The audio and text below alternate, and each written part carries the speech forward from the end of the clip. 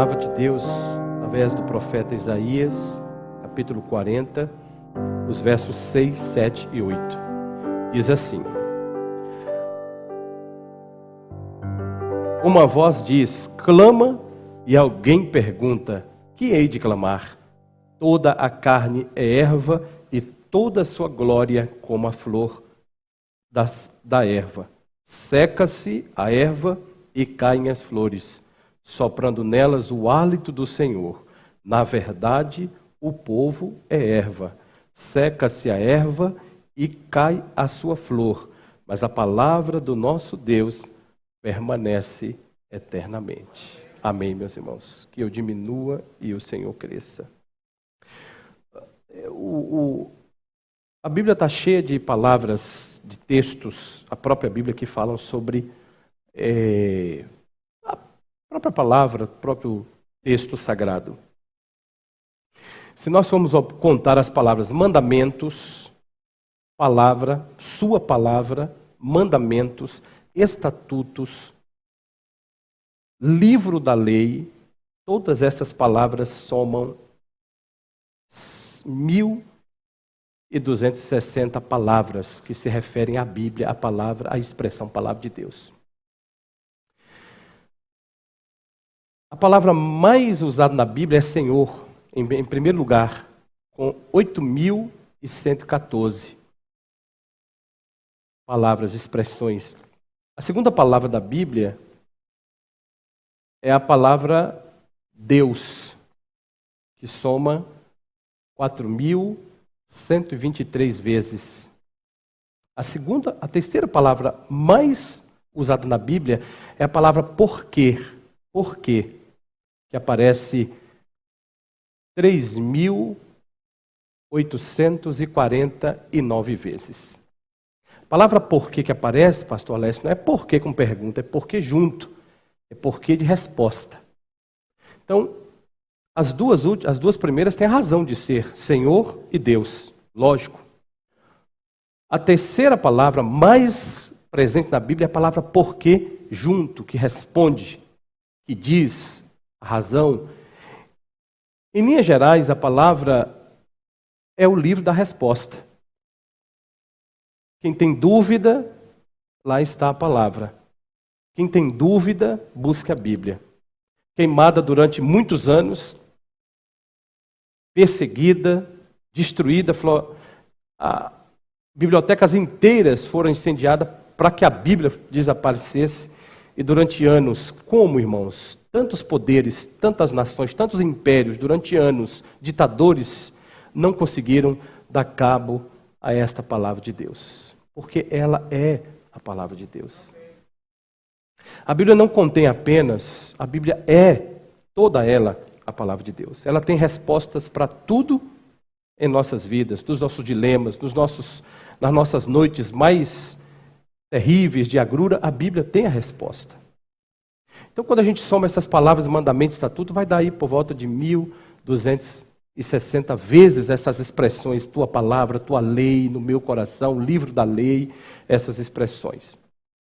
Eu usei o profeta Isaías para falar sobre esta breve reflexão na manhã de hoje, porque Isaías, não desmerecendo os outros, todos merecem, mas o texto de Isaías merece muito mérito, muito crédito. Tem um pano de fundo, uma áurea que envolve o profeta Isaías, o livro do profeta como um todo. Esse texto que nós lemos, ele fora citado, inclusive, por 1 Pedro, na sua carta. Ele pega exatamente esses textos para falar sobre a semente que não é corruptível, que é a palavra de Deus, em contraste com a semente incorruptível. Pedro usa esse texto de Isaías. Alguns críticos dizem que Isaías não fora o autor do próprio Isaías, mas tudo mostra que ele fora o autor, porque o próprio Cristo cita Isaías, quando Cristo diz que dele falou o profeta Isaías. E quando Cristo entra no templo e ele apanha o rolo para ler, a Bíblia diz que ele leu as palavras do profeta Isaías, que profetizou sobre ele, porque o Espírito de Deus está sobre mim e me ungiu para pregar e tal. Paulo, em Romanos capítulo 9, versos 26 e 27 e 29, ele vai citar justamente o livro de Isaías 55 e 61. Quando nós lemos Marcos capítulo 1, verso 2, ele cita o profeta Isaías. Então, a Bíblia está cheia de citações do próprio profeta Isaías. Eu estou dando aqui um resumão de quem fora o profeta Isaías. Isaías era um profeta, irmãos, que tinha a luz de Deus e não teve medo de deixá-la brilhar. O tempo que Isaías profetizou é um tempo muito difícil, foi um tempo cruel, que a gente pode fazer lições para a nossa vida hoje, tirar lições para o nosso século 21. Isaías profetizou exatamente no período que a Assíria estava dominando o mundo. A Síria era cruel em todas as suas práticas de castigo e eles se tornavam cada vez mais especialistas em castigar. Há um documento da história que mostra que eles penduravam os judeus com azóis pelas axilas e saíam carregando nas entradas da cidade de Nínive e Assur para provar que eles eram impiedosos. E isso trazia um medo, um pânico em toda a população existente no mundo antigo. Nesse contexto de história, de perseguição, de dificuldade, em que o rei Ezequias está terminando o seu período, Isaías foi um profeta que passou aproximadamente na vida de 4, alguns até dizem a parte de Manassés, mas ele profetizou pedaço do texto de Uzias, da vida do reinado de Uzias, Jotão, filho de Uzias, depois ele profetiza na vida de Acás, e Acás também passa o reinado para Ezequias. E quando Ezequias morre, vem Manassés, o rei que mais durou na terra. Manassés ainda pega um pouco, a tradição diz que foi o rei Manassés que mandou matar o profeta Isaías. Nós não temos nenhuma informação bíblica, mas a história diz que Isaías morrera cerrado ao meio por ordem de Manassés. Esse é um dado que Flávio José também conta nos seus livros, por conta das historicidades e tal. Hebreus vai citar que os profetas, que eram homens do Senhor, disse: o mundo não era digno de tê-los, diz que eles morreram enforcados e cercados ao meio. E nós não encontramos nenhum profeta, nenhum homem no Novo Testamento que foi cercado ao meio. Todas as mortes foram de outras, mas nenhum cercado. A tradição diz que Isaías fora cerrado ao meio. E que coisa, não? O profeta que demorou mais tempo profetizando, 50 anos aproximadamente, passando pela vida de aproximadamente, teoricamente, 5 reis, falando do maior rei de todos, que é o rei Jesus Cristo, é o profeta que registra tudo e mais sobre a vida, o reinado, o império infalível de Jesus Cristo. Por isso, eu usei essas palavras de Isaías para falar um pouco nessa manhã sobre a Bíblia Sagrada. A Síria começa a governar de 750 até 600 e tanto lá no final.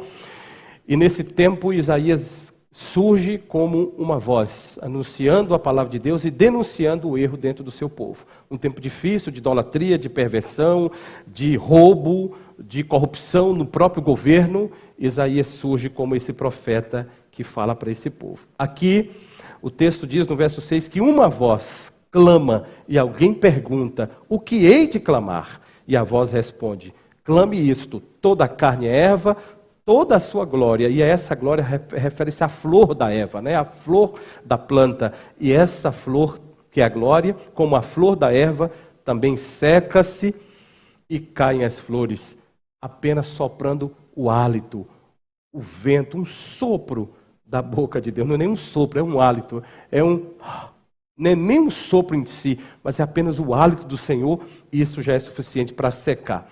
Lá no verso de número 7, ele vai dizer que, na verdade, o povo é erva.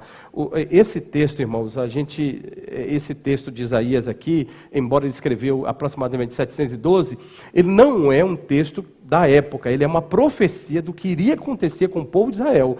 Deus está usando Isaías dizendo: olha, isso é uma promessa que eu tenho para vocês vão enfrentar a cruz em tese, vocês vão enfrentar o martírio da Babilônia, vocês vão ser levados a cativeiro. Isaías é profeta para Judá, Israel já havia sido levado a cativeiro pela Síria, mas aí ele diz: vocês vão para lá sofrer tudo no cativeiro, mas eu vou trazer vocês de volta, porque eu tenho uma promessa, e a minha palavra, ela não volta vazia, ela permanece para sempre.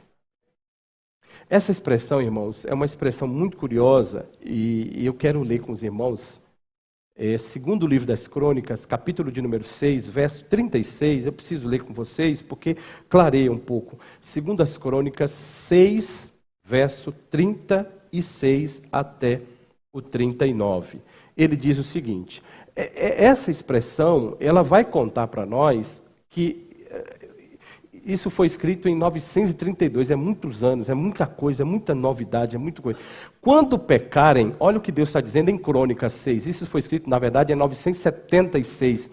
Quando pecarem contra ti, pois não há homem que não peque, e tu, isso aí é uma informação muito preciosa para nós, e tu te indignares contra eles, e os entregares às mãos do inimigo, a fim de que os leve cativos, olha que coisa, irmãos, a uma terra longe ou perto esteja, e na terra onde forem levados, caírem em si, olha, irmãos, caírem em si, e se converterem, e na terra do seu cativeiro te suplicarem, dizendo, pecamos e perversamente procedemos e cometemos iniquidade, e se converterem a ti de todo o seu coração e de toda a sua alma, na terra do seu cativeiro, para onde foram levados cativos, e orarem, voltados para a sua terra, que deste a seus pais, para esta cidade que escolheste,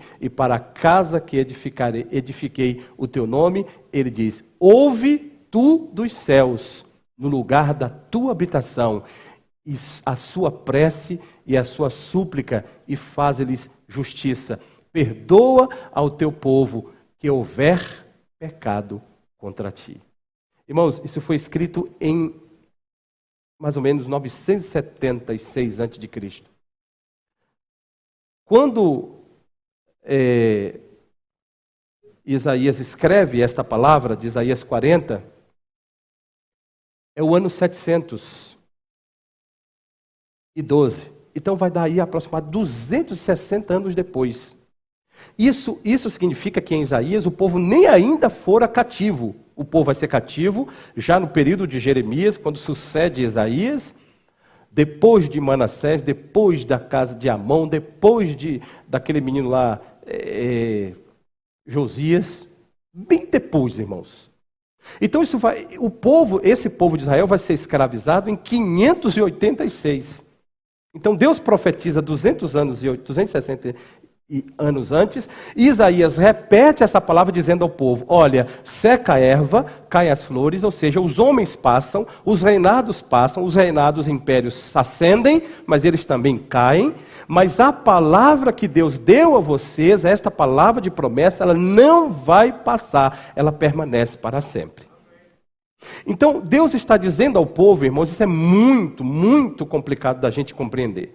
Deus está dizendo ao seu povo, vocês vão ser levados a cativos, para cumprir o que eu disse há 260 anos antes, que vocês seriam levados a cativo, passariam por adversidades, mas lá na adversidade vocês vão clamar a mim e eu vou trazê-los de volta. Não temam, essa é a minha palavra.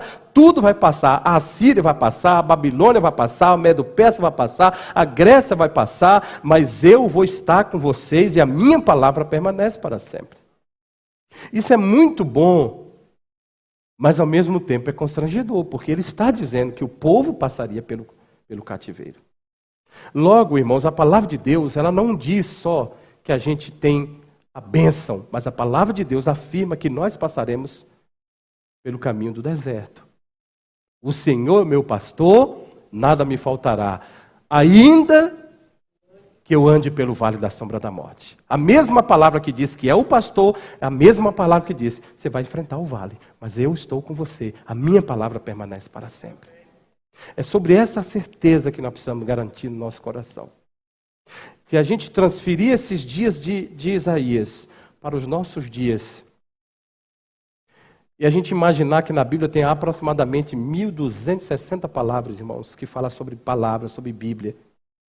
E quando a gente lê a palavra de Josué, capítulo 1, verso 8, dizendo, medita nela de dia e de noite. Se a gente dividir, parece que dá 3,4. Como se Deus estivesse dizendo a nós, dos nossos 365 dias, se a gente dividir 1.200 por 365 dias, vai dar 3,4. Medita na palavra de manhã, meio-dia e de noite. O Senhor disse isso para aquele Josué que assumiria o reinado, a liderança do povo de Deus. E Deus diz a ele: você não será bem-sucedido se você não meditar na palavra, de dia e de noite. Tragicamente, pastor Alessio, eu não sei se... mas é difícil. O Brasil é o país que mais produz Bíblia de estudos do mundo. Do planeta Terra, o Brasil é o país que mais produz Bíblia de estudo. Bíblia da vovó, Bíblia do vovô, Bíblia do titio, Bíblia da titia, Bíblia do pastor, Bíblia do obreiro, Bíblia do missionário, Bíblia do evangelista, Bíblia NVI, Bíblia NVG, Bíblia NVT, Bíblia de não sei o quê, Bíblia... É o país que mais produz no planeta Terra. Escute isso. Nós temos a Bíblia na palma da mão. Nós temos a Bíblia no nosso computador, pastor Rodão, irmã Valquíria. E esta é a época em que se constata o maior número de analfabetos teológicos funcionais. Porque, coincidentemente, é a época que menos o povo lê a Bíblia. E quando leem trechos isolados, sem pegar o contexto, para satisfazer um seu pretexto. Mas Salomão tinha 700 mulheres, por que eu não posso ter duas? Lê a Bíblia toda, filho, para você ver o que é que um homem passava por ter duas mulheres. Em nenhum momento das páginas sagradas, Deus está dizendo que o homem tem que ter duas mulheres, em nenhum momento. Pelo contrário, toda vez que ele teve duas, ele teve problemas gravíssimos. Mas resumindo a história, irmãos, eu caminho para o final da reflexão. Em 1947, da nossa era, 1947, um menino chamado Beduíno, um menino beduíno, estava cuidando de cabras, irmã Yadi, irmão Antônio, lá nas bandas da Cisjordânia, uma cabra do menino sumiu. E ele foi atrás dessa cabra. Chegou lá, nas beiras do Mar Morto, lá na Cisjordânia, 1947, da nossa era. E ele jogou a pedra para ver se a cabra saía. Quando ele jogou a pedra, um pote de cerâmica se quebra. O menino desce para ver o que era. Quando ele chega lá, uma ruma de pote de cerâmica cheias de rolos contendo livros da Bíblia.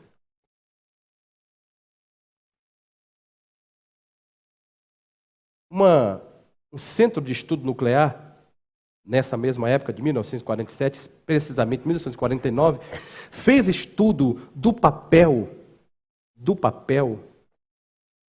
que foi encontrado, para ver se aquilo não foi uma armação que já colocaram lá, e a máquina nuclear constatou que aquela planta do papel foi realmente da época dos dias de Jesus.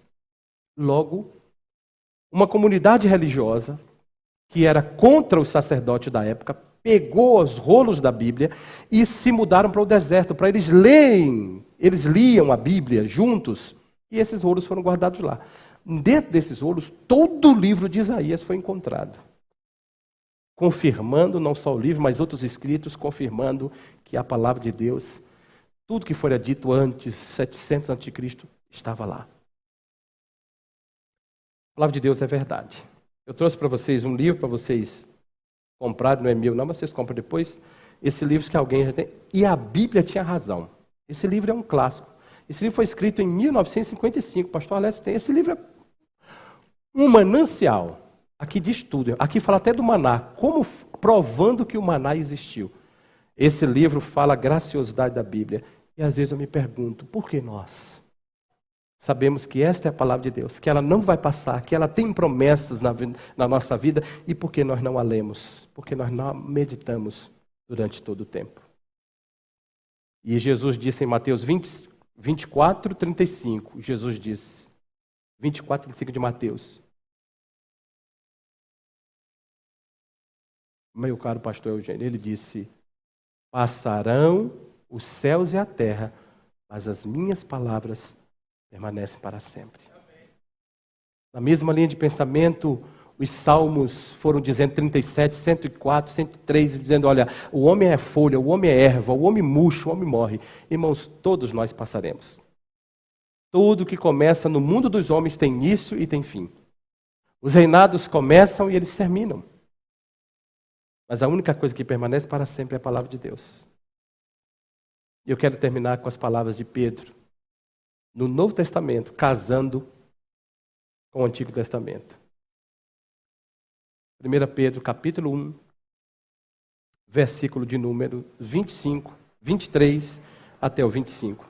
1 Pedro, capítulo 1, versículo 23 até ao 25. A palavra diz assim, irmãos: pois fostes, Pedro falando, pois fostes regenerados não de semente corruptível. Olha onde ele coloca a palavra, uma semente. Olha a alegoria de Pedro, a palavra é uma semente. E ele diz, pois foste regenerados não de semente corruptível, mas de uma semente incorruptível, mediante... Que semente é essa? Mediante a palavra de Deus. O que é que essa palavra faz? Ela vive e ela é permanente. Olha o verso seguinte. Pois, aí ele cita o trecho de Isaías 40, versos 6 a 8. Pois toda a carne é como erva, e toda a sua glória como a flor da erva. Seca-se a erva e cai a flor. Morre o homem e vai embora a sua glória. Mas a palavra do Senhor, porém, permanece eternamente. E ele diz, ora, esta é a palavra que vos foi evangelizada. Amém, meus irmãos. E eu faço aqui um apelo.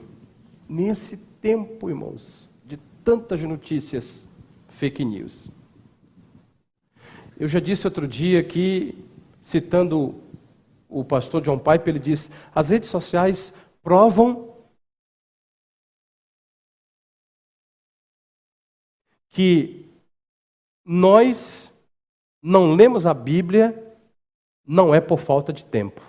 Porque todos nós temos tempo de ir lá dar a futucadinha na rede social. Quem já assistiu o Dilema das Redes, sabe o que eu estou falando. Irmãos, esse tempo de tanta mentira contra governos, esse tempo de tanta luta contra autoridades, esse tempo tão difícil contra a fé, que aparecem até supostos líderes condenando a veracidade da palavra de Deus. E amados por alguns que inclusive não lêem a palavra de Deus. Porque se lesse a palavra de Deus, não ficava vendo o vídeo desses pastores de televisão. Você tem a palavra de Deus e a sua igreja tem pastores para te ajudar.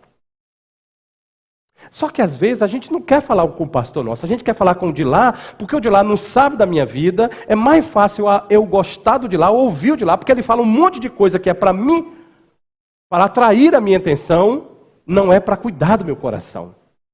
O pastor da igreja, lá em Salmo 23, ele usa o cajado.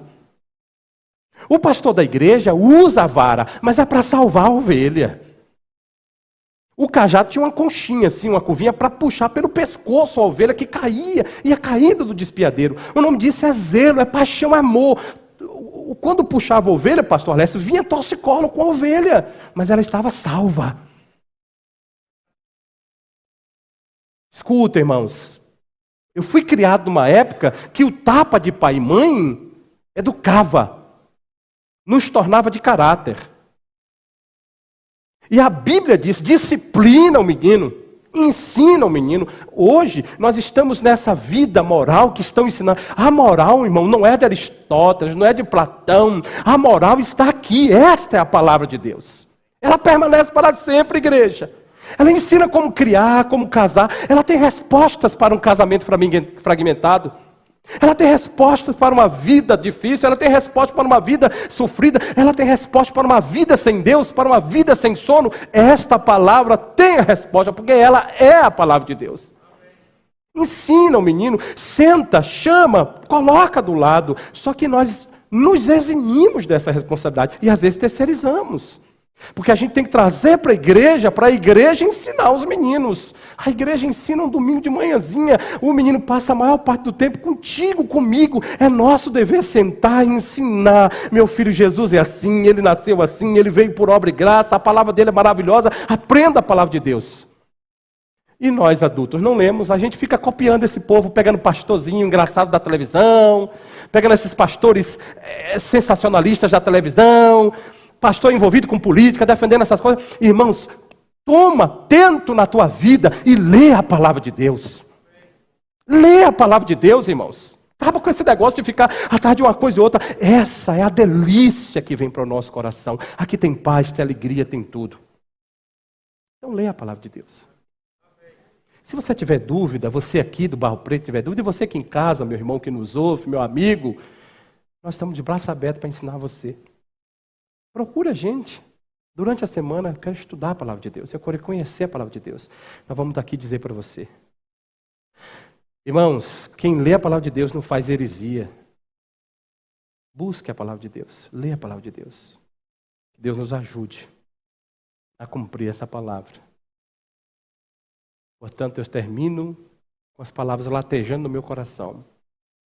Josué capítulo 1, versículo 8. Deus disse a Josué, Josué, tu vai assumir o lugar de Moisés, meu filho. Você quer ser bem sucedido? Né, pastor? Ô meu filho, vem cá. Deus falou isso. Coloca aí na tela a produção. Josué capítulo 1, verso 8. Você quer ser bem sucedido? Medita nesta. Não cesses de falar do livro da lei.